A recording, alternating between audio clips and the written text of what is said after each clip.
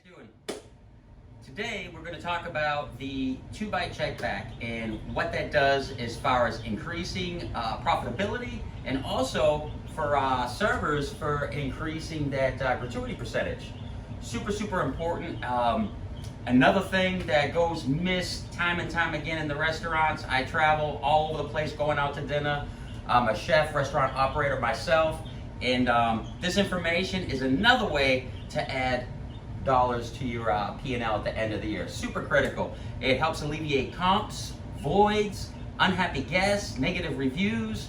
I mean, one of the biggest things in the restaurant business, or in any business for that matter, whichever you do, is being proactive. And a lot of us, sometimes we forget all these important little tricks and tools that'll help us get better because we get tied up in the flow of business that day. But you gotta have the 6 Ps, and we'll go over the 6 Ps in another video. But you gotta plan properly, and you've gotta put these things into an everyday execution every day. It needs to become habit. There we go, that's the word I was looking for. It needs to become habitual to everybody in your restaurant operation. And for those of you that are just starting out, start practicing these great habits right off the bat. 2-Byte check back. What the 2-Byte check back is, for those of you that don't know, and anyone in the restaurant business should already know this, and if this isn't happening in your restaurant, you are failing once again in this particular area, and it is a critical piece. Remember, every nickel, restaurants operate off what, 15 cents to the dollar? So every penny is critical that you can save to help you meet your costs, whether it be labor costs, food costs, overhead. That's a whole nother story, the overhead and how to reduce costs there too as well. But these are critical items. You want to reduce those comps and voids. You shouldn't be any more than 0.01% in comps and voids. And if you're higher than that, you're doing something really wrong, and a lot of money's going out the door. And how I know this? Because before, when I had my full service restaurants, I was averaging comps and voids. Do I like it? No. I try to fix that to where it's down to 0.01, and a lot of corporations have a standard that you cannot go over, this disciplinary action. And I'm glad I learned all that because it's helped me throughout my career. Since I opened up in Statesboro, where I cook out of, that's my home base, Statesboro, Georgia right now, I've been operating myself due to this pandemic and everything, and I have not had one single comp, void, return. I've made 2 errors in the past 2 months, and it only cost me $2. I think I spent $2 in mistakes. That's all I spent so far as anything. No guest problems. The guests have been completely happy. However, I'm not doing dining yet. I'm sure once I start, we'll hopefully, still be running as positive as we are right now. But the moral of the story is, pretend like you're doing it yourself, and you want your employees to reflect what you do. You need to relay your leadership skills, and you need to continuously coach and get them to do exactly what you're doing, so you have minimal voids, comps, negative guest feedback. It is super critical, and it can be done because I'm doing it right now. Not one single item have I had that I've had a problem with, no comps and no voids at all. I forgot a couple cannolis last week in a bag, but I was in a real busy rush, forgot the 2 cannolis or 3 cannolis, whatever it was. I misread the ticket. But that's the only thing I've had in going on 3 months now in operation, and it's blowing my mind because it can be done.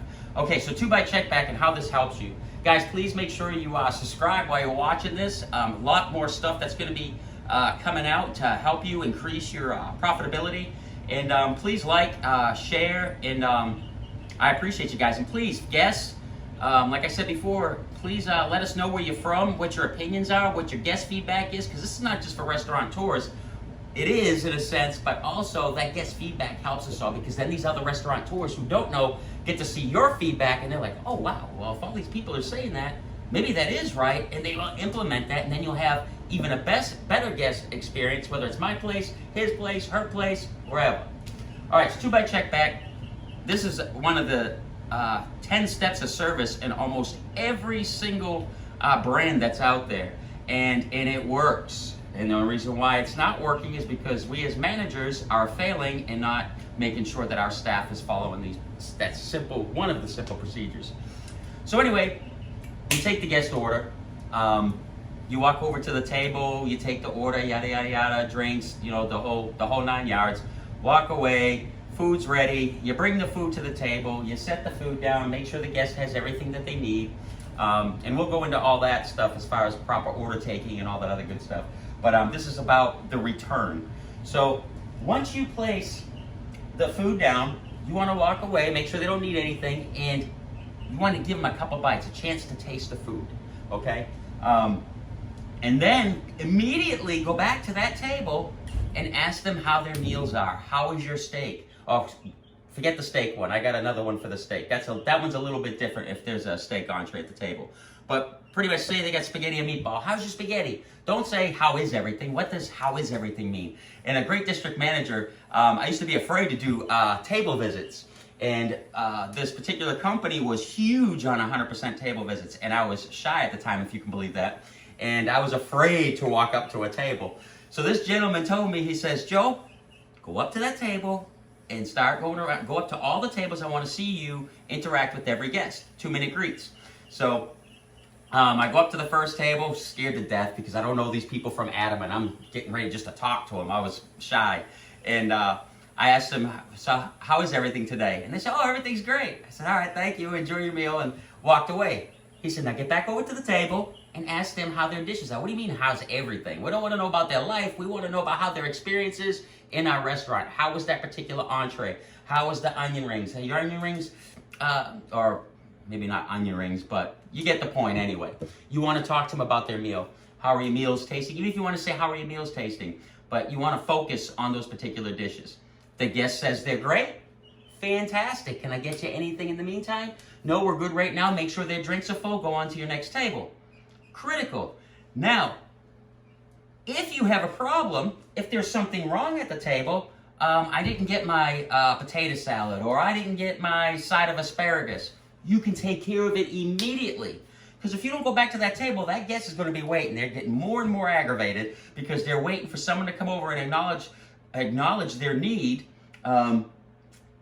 for what they're missing, or if something's not cooked right, or if there was a mishap with the order. For any circumstance at all, you are able to overcome that issue immediately. The guest is going to be happy for the most part because you took care of it right away, went back to the kitchen. I need this on the fly as soon as possible. On the fly means now.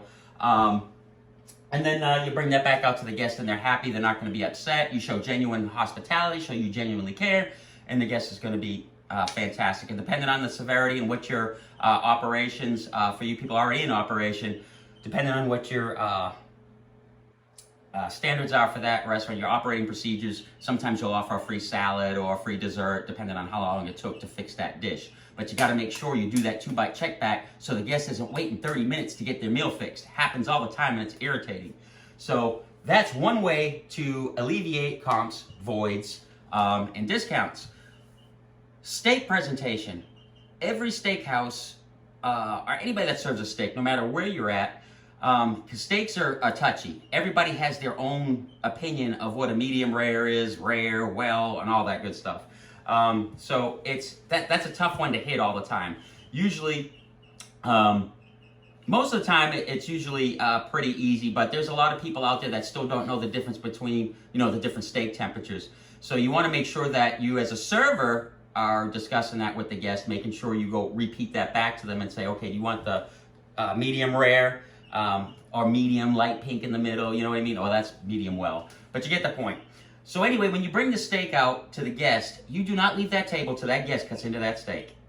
Critical. A steak is a super expensive item depending on the quality that you're using. For myself, I use a high quality steak, and my servers, when my dining room's open, I make sure that my servers stay at that table. They cut into the steak. The guest says, perfect. The guest says, perfect, good to go, and you're out.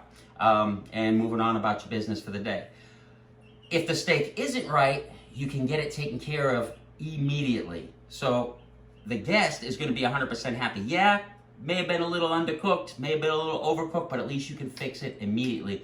2-bite check back is super critical. And the steak, immediately ask the guest, could you do me a favor, sir, ma'am, whomever, please cut into your steak and make sure it's cooked to the temperature of your liking. Because like I said, everybody's temperatures are different and you want to make sure that guest says it's okay there. If you do not do that and you get bogged down taking care of this table, taking care of that, stocking this or whatever, and you don't pay attention to your guest, You come back 30 minutes later and the guest is irate, or another server comes up to you and says, table 12, super mad because their steak is overcooked and nobody's been over to see them. You just comp the $30 meal, $50 meal, $75 meal, depending on what it is, how upset the guest is. Critical to have them cut into that steak immediately to make sure it's fine, because once you walk away from that table, it's done. 2-bite check back, regular entrees, steaks, immediately have them cut into that steak and make sure that they approve of it so there's no issues later on. And if there is an issue, you can take care of it immediately and the guest is happy. You can offer them something to tie them over till their steak comes out. Apologize, act, the 3 A's: acknowledge, apologize, and act. That's another big thing. We'll talk about that later in the restaurant industry. But so I hope this helps you. Super critical. It's helped me being proactive with the guest, making sure that everything is good. And the managers, you better be visiting every single table. If you're in the restaurant business and you're not visiting the table, and get upset with me for saying this or not, you're failing. If you're an owner and you're not making sure your manager is visiting every table, you're failing. They have to get out there. Even if they get busy, they have to jump on the line. There's no excuse. They need to get out there, do a quick run by through the restaurant, ask everybody, because we wouldn't need managers, and we wouldn't need managers at all if everybody did their job correctly and followed through on everything they're supposed to do. I'm not saying that people deliberately don't do their job, but us as managers are supposed to manage the operation to make sure it's running successfully. And if you're not running through your restaurant and making sure everybody's happy, then things are going to fall apart.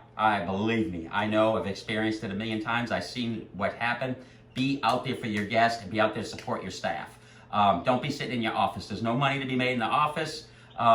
If you're sitting in the office during dinner time, you might as well shut down your operation and go into some office work somewhere, because that is not the restaurant business. It's 100% moving around, operating. Office work should be done before lunch, after dinner, at home, wherever, but never when you have guests in your building. And if you do have something to do, my recommendation is to do it at a corner table where you can see what's going on in your dining room if everything's running smoothly. But make sure you're paying 100% attention to your guests out there on the floor, doing your job as a manager and your job as an owner, making sure the manager is doing what they're supposed to.